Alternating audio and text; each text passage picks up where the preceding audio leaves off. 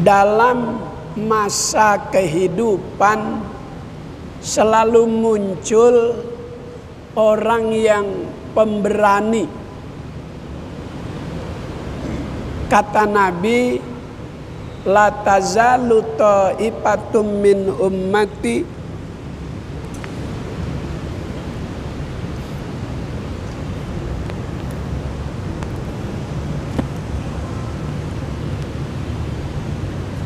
tidak akan pernah habis dari umatku itu, dari masa ke masa bakal ada orang yang berdakwah, mengajak orang untuk berbuat baik dan berani juga mencegah orang berbuat kemungkaran. Dari masa ke masa itu pasti akan muncul dari umat Nabi seorang yang pemberani. Nabi udah janjikan tidak akan pernah habis, terus datang silih berganti. Dulu ada namanya Habib Salim Jindan, terus berganti ada lagi masa Habib Alwi Jamalul Lail, terus ada Kiai Haji Sasi, ada Kiai Haji Nur Ali, ada Kiai Haji Sibro Malisi, ada Kiai Haji Abdul Razak Makmun Mampang Tegal Parang, yang di masanya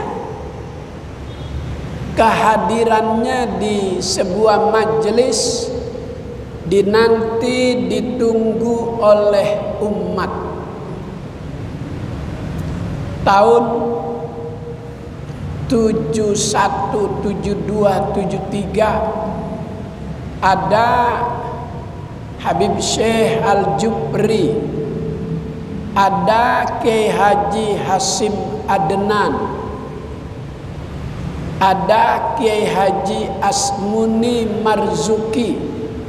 Di setiap hari-hari besar Islam ini yang paling vokal mengkritisi kebijakan-kebijakan yang tidak menguntungkan umat Islam.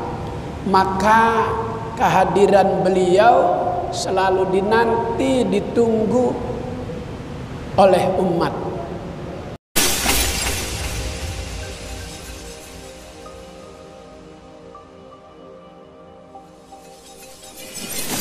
Alhamdulillah, kita panjatkan puji dan syukur kehadirat Allah Subhanahu wa taala. Kembali malam ini kita dipertemukan di Masjid Jami'an Nur dalam rangka beribadah salat maghrib berjamaah, dilanjutkan dengan ta'lim, kewajiban yang kedua talabul ilmi.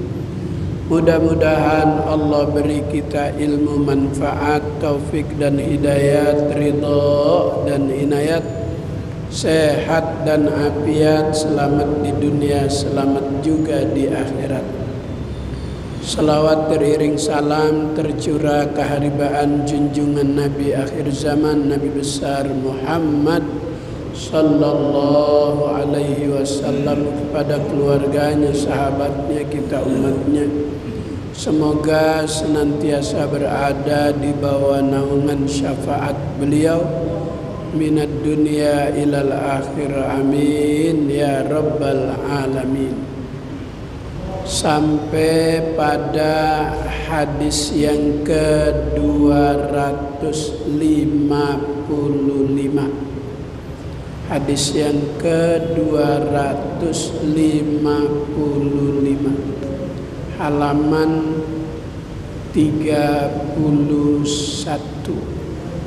Bismillahirrahmanirrahim. Qala al-musannifu rahimahullah adaman naf'a wa bi barakati ulumihi wa bikum fid dharaini amin. Qala rabbi shrah li sadri wa yassir li amri wahlul 'uqdatam min lisani yafqahu qawli. Qala an-nabiyyu sallallahu alaihi wasallam, ummati hadhihi ummatum marhumatun laisa alaiha azabun fil akhirah, innama azabuha fid dunya al fitanu waz zalazilu wal qatlu wal balaya. Rawahu Tabrani an Abi Musa. Wa qala Rasulullah sallallahu alaihi wasallam, imsah ra'sal yatimi hakadha ila muqaddimi ra'sihi wa man lahu abun hakadha ila muakhiri ra'sihi. Rawahul Khatib an Ibni Abbas. Wa qala an-nabiyyu sallallahu alaihi wasallam, innallaha ta'ala idza anzala ahatan minas samai alal ardi suripat an ummaril masajidi. Rawahu Ibnu Asakir an Anas. Nabi kita Muhammad sallallahu alaihi wasallam bersabda, ummati hadhihi ummatum marhumah, umatku ini adalah umat yang disayangi oleh Allah, umat yang dirahmati oleh Allah.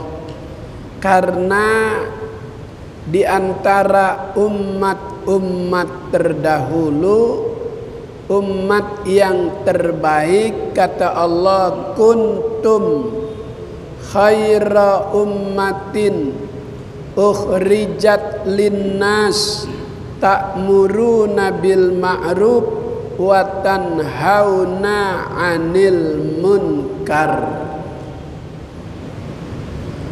Umat Nabi Muhammad dibanding umat nabi-nabi yang lain, kata Allah, umat yang paling baik. Ciri umat Nabi yang terbaik itu adalah yang selalu mengajak amar ma'ruf dan mencegah dari kemungkaran. Inilah ciri daripada umat Nabi kita Muhammad sallallahu alaihi wasallam. Karena itu Allah berfirman, kuntum khaira ummatin ukhrijat linnas ta'muruna bil ma'ruf wa tanhauna 'anil munkar. Kalau mengajak orang untuk berbuat baik, rasanya sebuah kemudahan. Orang mengajak orang berbuat baik itu tidak berisiko. Tapi kalau udah melarang orang untuk berbuat kemungkaran, ini yang banyak resiko. Maka jarang sekali orang yang berani menentang orang berbuat kemungkaran. Dalam masa kehidupan selalu muncul orang yang pemberani.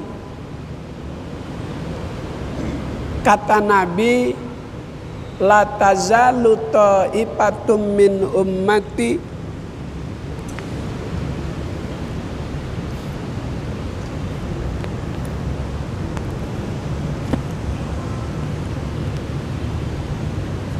tidak akan pernah habis dari umatku itu, dari masa ke masa bakal ada orang yang berdakwah, mengajak orang untuk berbuat baik dan berani juga mencegah orang berbuat kemungkaran.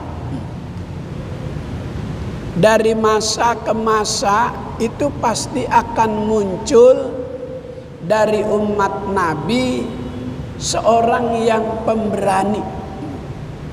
Nabi udah janjikan tidak akan pernah habis, terus datang silih berganti.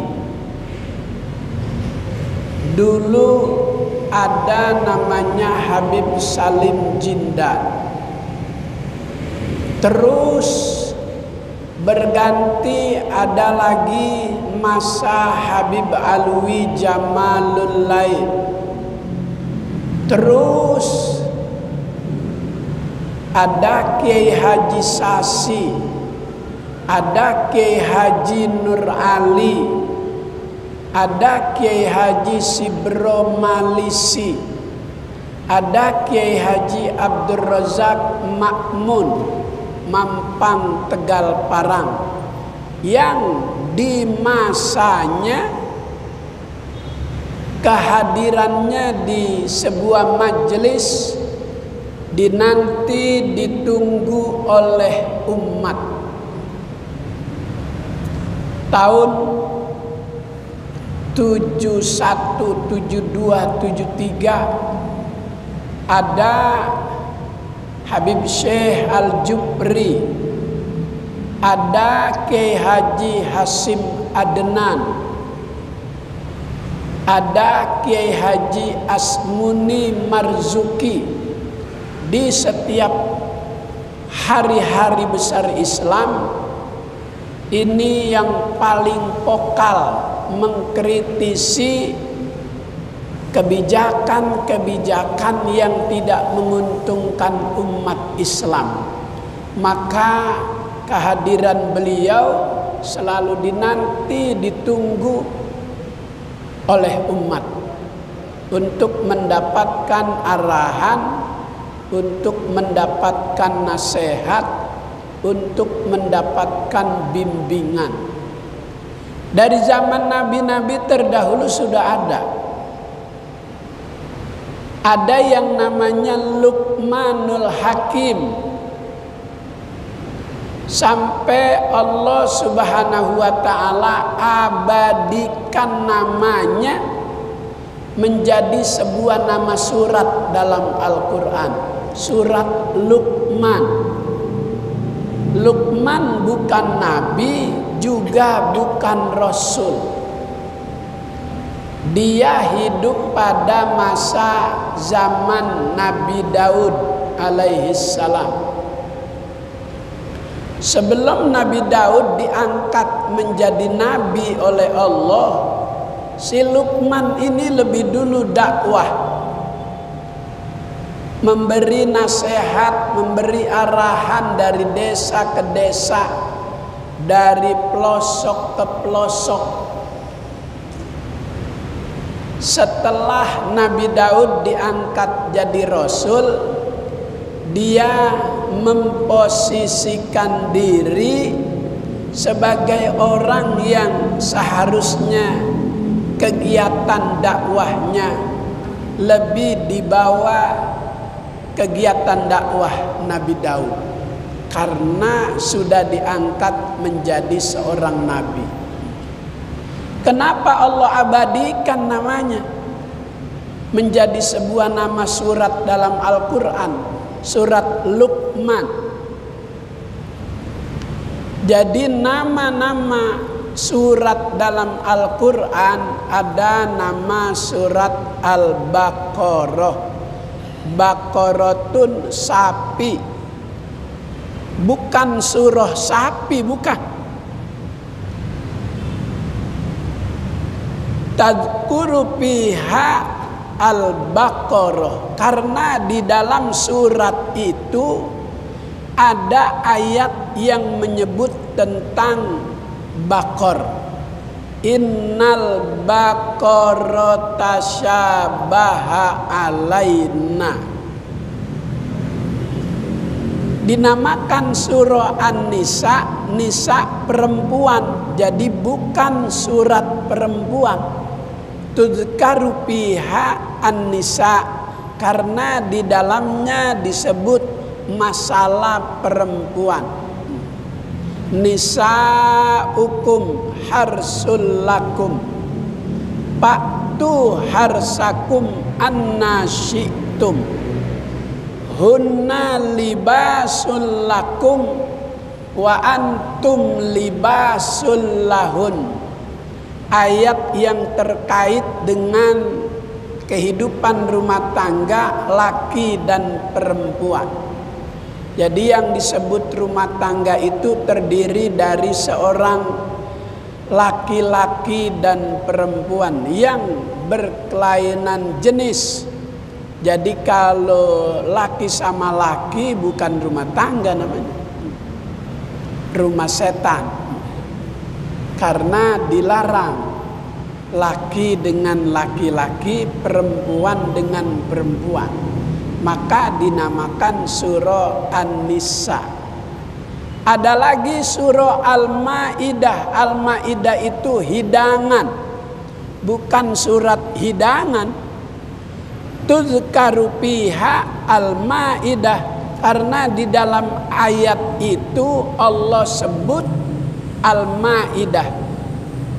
Anzil alaina maidatam minas sama.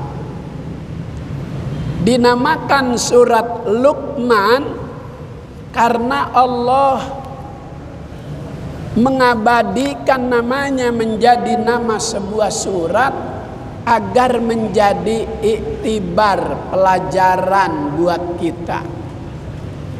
Surat Luqman itu isinya penuh dengan pesan-pesan brilian orang tua terhadap anak.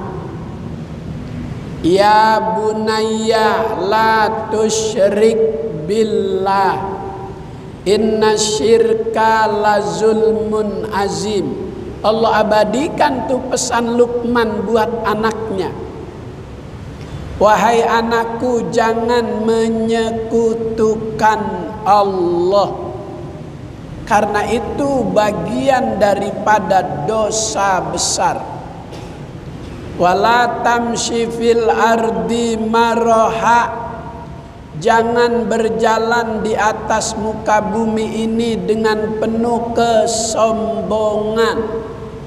Pesan-pesan brilian orang tua terhadap anak. Wala tusair khaddaka linnas, dan hampir satu surat itu pesan-pesan Luqman buat anaknya, khusus umumnya buat kita dan anak-anak kita. Luqman itu Luqmanul Hakim. Walaqad ataina Luqmanal hikmah. Kata Allah, sungguh telah kami datangkan seorang Luqmanul Hakim yang banyak membawa hikmah. Bahasa Arab itu hikmah udah jadi bahasa kita. Kalau kita hadir di acara hari-hari besar Islam, kata pembawa acara, mari kita dengarkan hikmah maulid. Mari kita dengarkan hikmah nuzulul Quran. Mari kita dengarkan hikmah Isra Mi'raj. Apa itu hikmah? Al-hikmah huwa al-kalamul masun anil wahsya. Hikmah itu artinya sebuah pembicaraan yang bisa dipertanggungjawabkan, jauh dari kebohongan. Maka Luqmanul Hakim itu dikenal di zamannya orang yang enggak pernah bohong. Wa yusannu al-wudu min ba'dil qasdi, disunatkan berwudu setelah terjadi beberapa hal. Yang pertama, anil hijamah, kalau kita melakukan proses pengobatan bekam, dikeluarkan darah kotor, darah kental. Misalnya kita sudah wudhu, mau siap sholat zuhur, proses bekam 1 jam, jam 11 sampai jam 12. Walaupun kita tidak batal wudhu kita, disunatkan yustahabbul wudhu mim ba'dil hali, disunatkan kita berwudu setelah terjadi beberapa hal. Yang kedua, anin nu'as, dari rasa ngantuk. Untuk menghilangkan rasa ngantuk, walaupun misalnya kita mendengarkan khutbah Jumat, walau sudah ditulis maksimal khutbah pertama 15 menit, itu khotib sampai setengah jam saja. Yang dengerin ngantuk-ngantuk, tapi posisi duduknya nggak berubah begini. Kalau posisi duduknya nggak berubah bersila, walaupun dia tidur sampai meletakkan kepala di sini, nggak batal. Tapi yustahabbul wudu, disunatkan berwudu. Kecuali dia duduk posisi kakinya begini, dengerin khutbah duduknya begini, cuma begini aja ngantuknya nih, batal. Bukan sunat lagi wudhu, tapi wajib. Kenapa duduk begini tertidur walau sesaat batal wudhu? Sebab yang di bawah ini terbuka, dia lebih mudah keluar tanpa ada suara karena terbuka lebar. Jadi kalau duduknya begini tertutup, sulit dia keluar.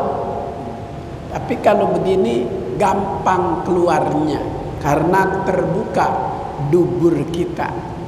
Itu dalam pandangan ilmu fikih, yustahabbul wudu mim ba'dil hali, disunatkan berwudu setelah terjadi beberapa hal.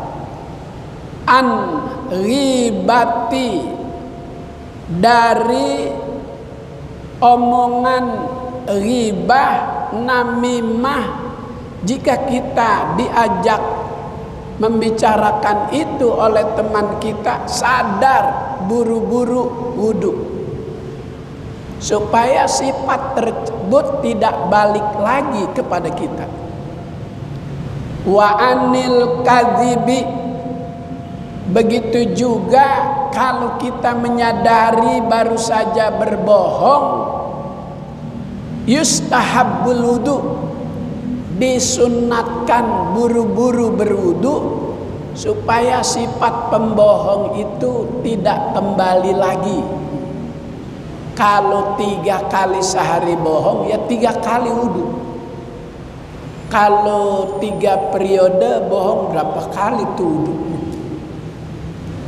Tuh yustahabbul wudu, mim ba'dil hali, disunatkan berwudu setelah terjadi beberapa hal. Maka Jenderal Sudirman, jenderal besar yang berjasa terhadap negeri ini, dia Allah beri karomah karena tidak pernah lepas wudu, selalu dalam keadaan wudu, dalam keadaan suci. Nah, Luqmanul Hakim sepanjang hidupnya begitu tuh, sehingga Allah Ta'ala abadikan namanya menjadi nama sebuah surat, surat Luqman. Di selain surat Luqman ada juga pesan-pesan beliau buat anaknya, ya bunayya innan nasa salasati aslasin, wahai anakku, manusia itu terbagi 3/3. Jadi dalam diri manusia, kata Luqmanul Hakim, 1/3 milik Allah, 1/3 milik makhluk Allah, 1/3 milik kita. Yang milik Allah itu ruh. Ruh milik Allah kapan saja Allah Ta'ala ambil, karena miliknya manusia nggak bisa menolak. Maka jika Allah mau ambil miliknya berupa ruh dalam diri manusia, tapi manusia mampu menjaga ruh milik Allah dengan bungkusan-bungkusan kebaikan, bungkusan kesolehan, maka ketika Allah Ta'ala mau ambil, ada panggilan dulu dengan panggilan yang baik. Ya ayyatuhan nafsul mutmainnah, irji'i ila rabbiki radiyatan mardiyah, padkhuli fi ibadi wadkhuli jannati. Panggilan bagus karena kita mampu membungkus milik Allah ruh dengan bungkusan-bungkusan kesolehan. Sebaliknya, jika ada orang nggak bisa menjaga milik Allah, tidak bisa dia membungkus dengan bungkusan kesolehan, penuh dengan maksiat dan dosa, nanti saat Allah mau panggil, mendapatkan panggilannya juga panggilan yang kagak enak. Kita mendapatkan panggilan surat dari istana, senang.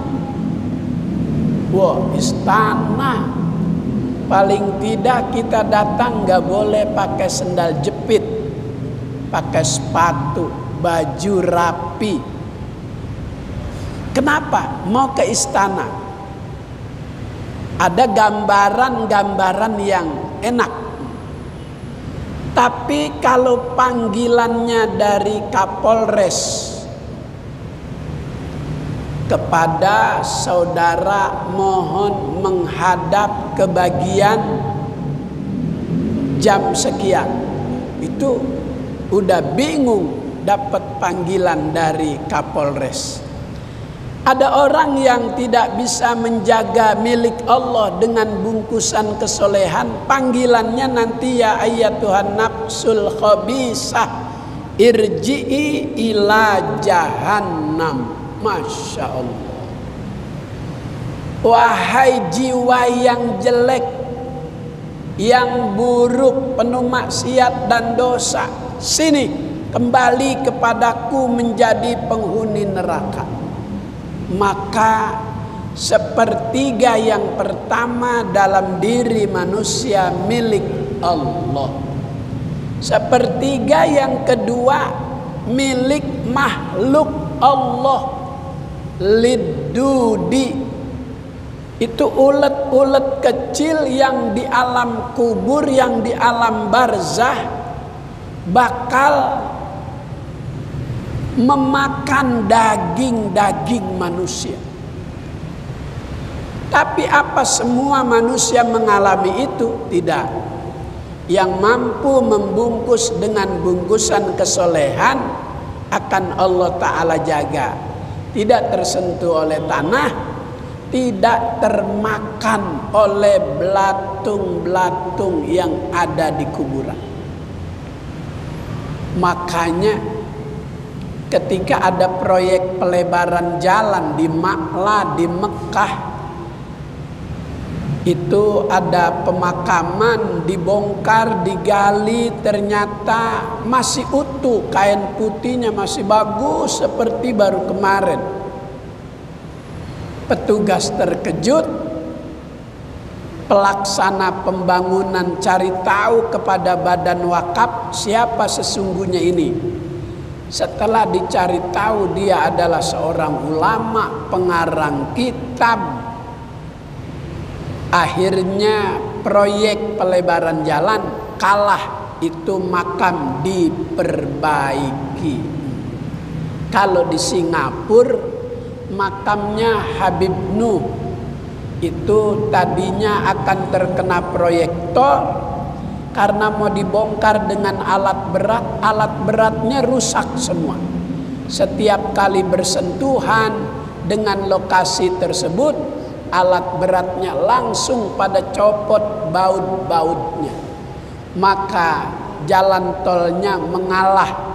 Akhirnya oleh pemerintah Singapura itu makam Habib Nuh dijadikan cagar budaya oleh pemerintah untuk tempat-tempat ziarah. Jadi tidak semua orang akan dimakan oleh ulet-ulet kecil. Tidak, ada orang-orang tertentu yang dijaga oleh Allah Subhanahu wa Ta'ala. Ketika ada proyek BKT oleh Gubernur Fauzi Bowo, ada makam warga ketika dibongkar itu kain kafannya masih bau air mawar, padahal sudah 11 tahun meninggal. Siapa dia? Guru yang mengajarkan Al-Quran dari muda sampai tua. Ahlul Quran, ahlullah. Orang yang mahir dalam membaca, mengamalkan, menerjemahkan Al-Quran, bagian daripada keluarga Allah yang akan dijaga dari hal-hal yang hina. 11 tahun tidak ada bekas sentuhan-sentuhan tanah atau yang lain-lainnya. Jadi ada manusia yang telah mampu membungkus kehidupannya dengan kesolehan-kesolehan, tidak akan menjadi santapan cacing-cacing, belatung-belatung. Tapi ada juga orang yang baru seminggu keluarganya penasaran karena dia mimpi tentang terhadap keluarganya. Begitu dibongkar makamnya, udah hitam semua, udah hangus semua, baru seminggu, karena dia pernah membakar gambar Habib. Jadi Allah Ta'ala buktikan ada orang-orang yang seperti itu. Laisalaha azabun fil akhirah. Umat Nabi Muhammad sallallahu alaihi wa alihi wasallam tidak mendapatkan azab di akhirat. Innama azabuha fid dunya. Sesungguhnya mereka mendapatkan azab balasan hanya di dunia. Terjadinya fitnah, terjadinya pembunuhan, terjadinya bala dan malapetaka itu bagian daripada azab yang Allah berikan di dunia kepada umat Nabi yang telah melanggar larangan-larangan Allah Subhanahu wa taala, sebagai upaya untuk menghapus kesalahan dan dosanya, memberikan kesempatan untuk memperbaiki kesalahan dengan bertobat kepada Allah Subhanahu wa taala. Mudah-mudahan Allah beri kita kemudahan untuk selalu memperbaiki kesalahan. Dosa kecil diperbaiki dengan memperbanyak istighfar, dosa besar diselesaikan dengan proses pertaubatan kepada Allah Subhanahu wa taala. Amin ya rabbal alamin. Allahumma rzuqna ilman nafi'a wa amalan mutaqabbala wa fahman zakiyya wa qalban khashi'an. Allahumma inna nas'aluka fahman nabiyyin wa hifzal mursalin wa ilhamal malaikatil muqarrabin. Allahumma barik lana fi asma'ina wa absarina wa qulubina wa azwajina wa dhurriyyatina wa tub alaina innaka antat tawwabur rahim. Allahumma rzuqna ilman nafi'a wa amalan mutaqabbala wa fahman zakiyya wa qalban khashi'a. Allahumma inna nas'aluka fahman nabiyyin wa hifzal mursalin wa ilhamal malaikatil muqarrabin. Sallallahu ala sayyidina Muhammad wa ala alihi wa sahbihi wa sallam. Walhamdulillahi rabbil alamin. Assalamualaikum warahmatullahi wabarakatuh.